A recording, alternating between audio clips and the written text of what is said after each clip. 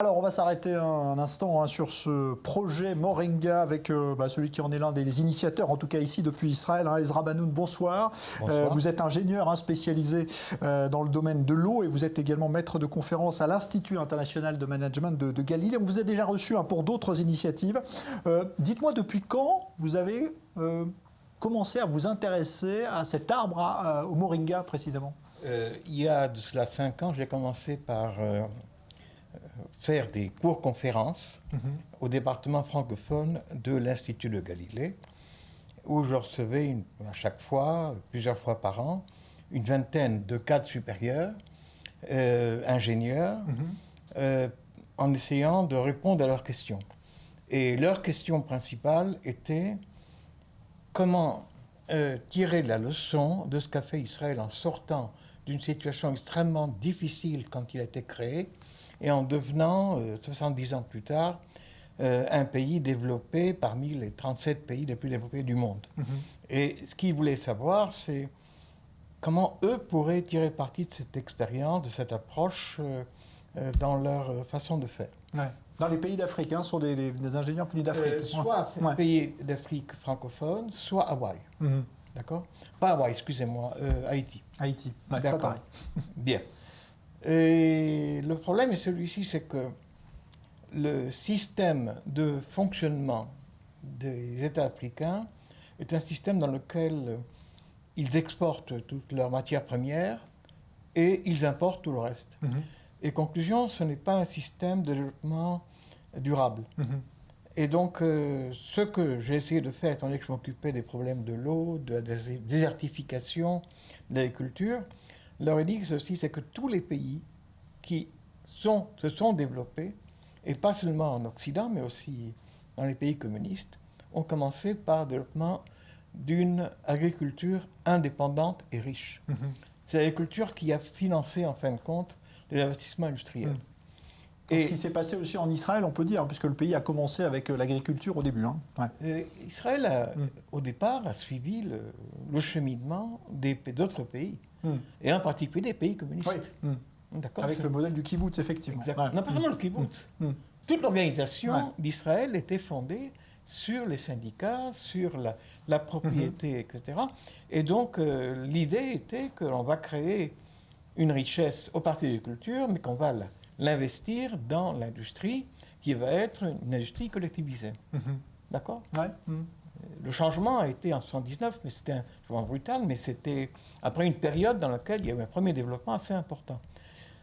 Ce qui se passe en Afrique, c'est que généralement, les initiatives sont, disons, les gens ont peur de prendre l'initiative, et deuxièmement, il n'y a pas de coopération au sein des pays. Il y a des peuplades qui sont, par exemple, à l'extrême, parce qu'il y a des tas de tribus, et ils se méfient l'un de l'autre, et il n'y a pas de coopération entre les pays. Et cette situation fait que chaque projet qui peut être pris, qui peut être développé pour enrichir le pays, est bloqué par des pays prédateurs. Ça peut être les anciens coloniaux, mais ça peut être la Chine aujourd'hui. Et donc, ça ne se développe pas. Et l'idée que j'ai disons que j'ai introduit dans mes conférences et qui, en fin de compte, a eu toutes sortes de conséquences, dont celle du Moringa, était de dire, écoutez, si vous venez ici pour savoir comment on a fait, et puis revenir et faire ce que vous faites, vous perdez votre temps. Vous pouvez ne pas revenir. En fait, il faut arrêter et il faut chercher quelque chose qui soit typique à l'Afrique et le développer ensemble, et sans l'intervention des pays prédateurs pour en faire une richesse. Alors, le Moringa, je vais en parler, dit ce qu'il fallait, a deux avantages. Le premier, c'est qu'il permet de faire face à la famine. Et c'est un problème considérable dans tous les pays africains, dans les zones qui sont limitrophes. C'est un arbre qui a, dont la feuille a une valeur nutritive exceptionnelle, c'est ça Pas seulement la feuille. Le fruit, absolument tout, les racines, tout. Ils n'ont pas seulement des valeurs nutritives, ils ont des valeurs aussi thérapeutiques. Or, le problème numéro 1 de l'Afrique aujourd'hui, c'est qu'une grande quantité d'enfants meurent avant 5 ans. Et ce Moringa permettrait éventuellement d'arrêter Vous savez, on parle Et pas c'est pas exploité pour l'instant? C'est-à-dire qu'on connaît ses vertus. C'est exploité par tous les pays développés de façon, entre guillemets... Oui, parce qu'on en trouve en Occident. Hein. Moi, je suis tombé sur des shampoings à base de moringa. Donc, pas seulement, on peut aussi trouver des sortes de rajouts de nourriture, mais de façon un peu dégueulasse. C'est-à-dire qu'est-ce qu'ils font? Ils vont chercher des paysans qui leur, disons, qui leur envoient pour rien quasiment des fruits ou des feuilles, et on les traite, on le fait en Israël aussi, on le traite dans le pays développé, et on produit un rajout de l'alimentation. Ce qui ne se fait pas, c'est de chercher un laboratoire qui fasse des analyses pour savoir quelles sont ses valeurs, quels sont les effets qui sont éventuellement négatifs, et en faire un médicament. Et à ce moment-là, ce médicament va apporter beaucoup d'argent. Et on est sûr des vertus thérapeutiques, parce qu'on a vu en ce moment, pendant la crise du coronavirus, il y a une plante qui fait polémique, qui vient de Madagascar, on dit ça va soigner le coronavirus. En fait, ça ressemble plus à une herbe, un élixir de charlatan. Là, on est sûr que ça a des vertus thérapeutiques. On est certain. Par exemple, notamment contre le sida, contre le VIH. Ça, c'est une histoire de publicité. Bon. Non, c'est pas le problème. Alors, sur quoi on est sûr?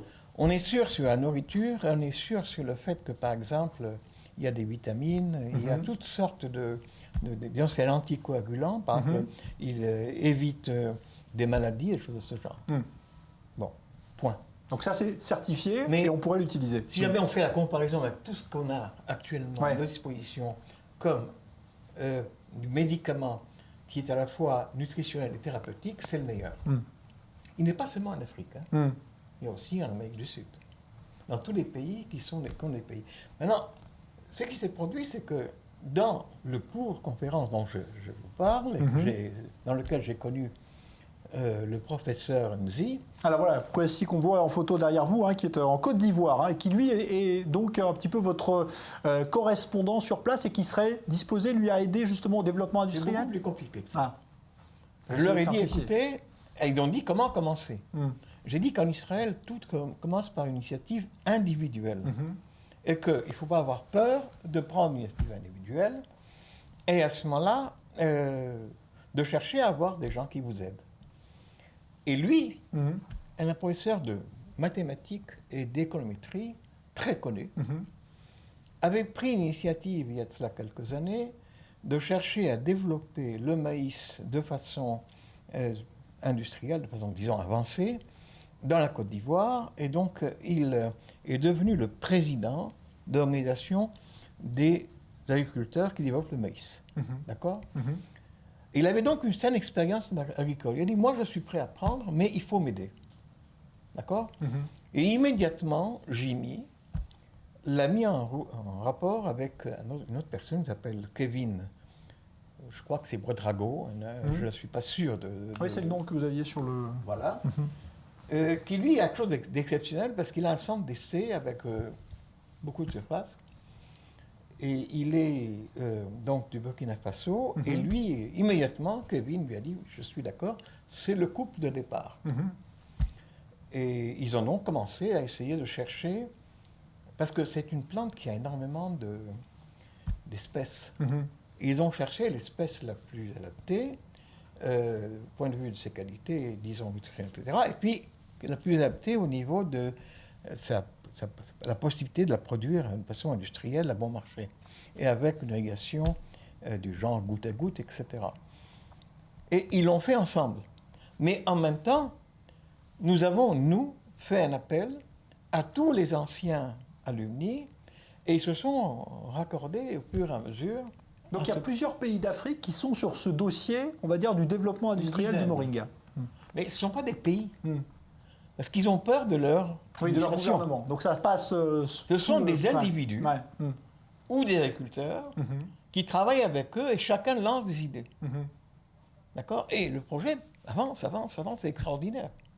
Et à votre avis, quand est-ce qu'on va en tirer les premiers fruits, si je puis dire? Écoutez, le premier fruit qui va être tiré, et c'est extraordinaire, c'est ce qui se passe dans quelques temps, avec le problème de la pandémie et l'arrêt de tous les échanges aériens. Il y a des risques de famine et de pénurie en eau terribles en Afrique. Eh bien, ils sont en train de produire partout, plus ou moins en Afrique. Ils vont pouvoir fournir à toute la population qui a besoin le produit. Et immédiatement, déjà, on peut fournir aux enfants aussi. Donc ça, c'est quand même un résultat extrêmement probant. Exceptionnel. Bon, alors, on pourrait en parler très longtemps. On aurait aimé aussi en discuter avec lui, mais on essaiera de l'appeler une prochaine fois, le professeur Kouassi. Je montre aussi la couverture du livre que vous avez coécrit, Ezra Banoun, Le défi climatique, catastrophe ou opportunité, parce qu'évidemment, on est là aussi dans le sujet. C'est un ouvrage donc, que vous avez co-signé. Merci en tout cas d'être venu nous parler de ce projet Moringa, qui va donc trouver, là vous nous l'avez dit, sa première matérialisation avec l'Institut donc, de Galilée dont vous faites partie, qui est donc cette coopération entre Israël et plusieurs individus, je ne vais pas dire pays, mais plusieurs individus en Afrique, et qui va aboutir. On suivra ça et vous reviendrez, j'espère, nous en parler prochainement. Je un mot sur les livres. Très petit, parce que là vraiment on est au bout de la... J'ai compris.